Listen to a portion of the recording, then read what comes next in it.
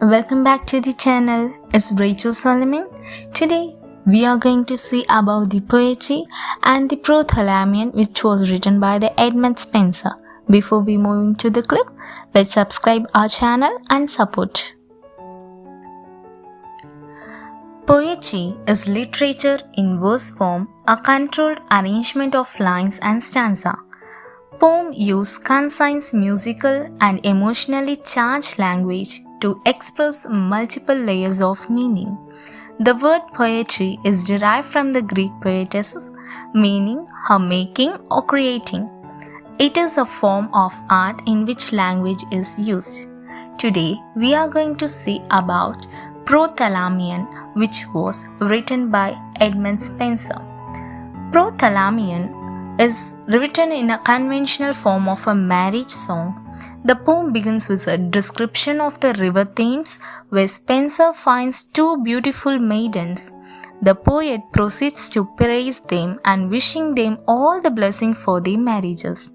The poem begins with a fine description of the day when on which he is writing the poem. Calm was the day, and through the trembling hair, the sweet-breathing Zephyrus did softly play. The poet is standing near the Thames River and finds a group of nymphs with baskets collecting flowers for the new brides.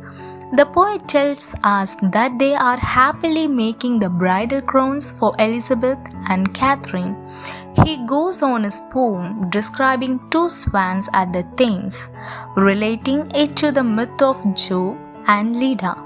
According to myth, Jove falls in love with Leda and comes to court her in the guise of a beautiful swan.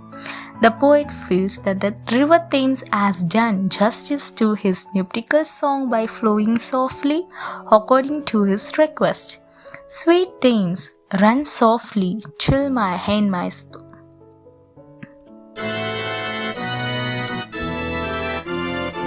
Run softly, till I end my song. The poem is often grouped with Spenser's poem about his own marriage, the Prothalamian. Let's move on to the stanza-wise summary. Here, the Prothalamian, a spousal verse by Edmund Spenser, is one of the loveliest wedding odes. The verse is essentially the wedlock of twin sister Lady Catherine and Lady Elizabeth with Henry Guilford and William Peter. Conversely, on comparison with Prothalamian, the verse is considered less realistic and unappealing. Spenser incorporates classical imaginary strongly with a beautiful atmosphere in the poem. The emphasis of Renaissance on Prothalamian brings a string of mythological figures like Venus, Cynthia, and Titan.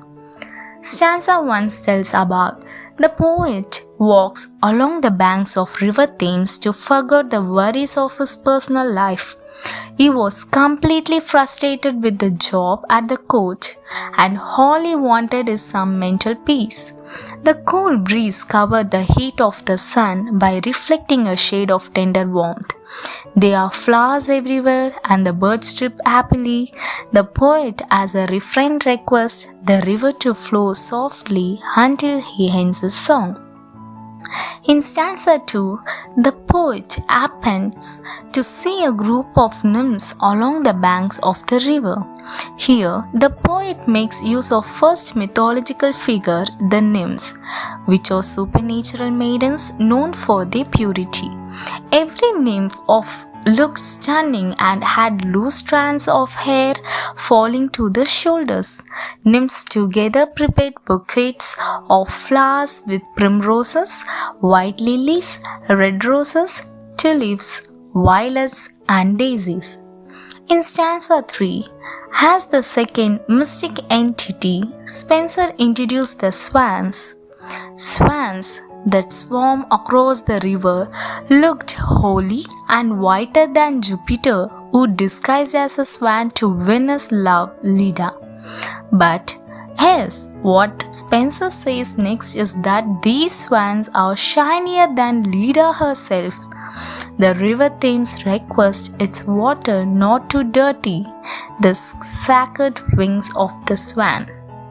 In In stanza 4, the poet tells that the nymphs were all dumbstruck watching the swans swim across the river. Swans are usually assigned to drawing the chariot of the Venus, the goddesses of love. The white lilies are matched to the purity or virginity of the nymphs. In stanza 5, as the next step, the nymphs prepare poisons as a basket of flowers which look like a bridal chamber adorned with flowers. The nymphs, on excitement of the upcoming wedding, throw the flowers over the river Thames and birds. The nymphs also prepare a wedding song with all the fragrance of flowers. River Thames exactly look like the Phineus, the river of ancient fame flowing along the Temphi and the Thessalian valley. In stanza 6, the song of the nymph mesmerizes with an enchanting musical effect. Here, Spenser wishes the couple live forever with swans, contented heart and eternal blessings, as these birds are the wonder of heaven. He also prays to Cupid and Venus to bless the couple with love and care lest they be safe from deceit and dislike. When endless affluence and happiness, their kids must be a sign of dignity and a threat to immoral people. In stanza 7, the river Lee, with headquarters at Kent, flows with happiness on such an occasion. As the birds flew above the swans, the sight looked like moon Cynthia shining above the stars. In stanza 8, once the wedding starts at London, the poet begins to recollect his encounters at the mansion and the building where the wedding occurs. In stanza 9, the Earl of Essex lived in the mighty castle, which actually was the venue of the wedding. He was so chivalrous that he served as a danger to foreign countries. His brave attack on Spain shot him to fame, and entire Spain shook at his very name. Queen Elizabeth was so proud of him, and he deserved to be celebrated with a poem. In stanza 10, the Earl of Sussex walked towards the river, and he looked fresh with his lovely golden hair. He was accompanied by two hangmen who were brave, handsome, and glorious. They resembled the twins of Jupiter, namely Castor and Pollux. The men held the hands of the brides, and their wedlock began thereby with all the necessary ingredients for a successful verse.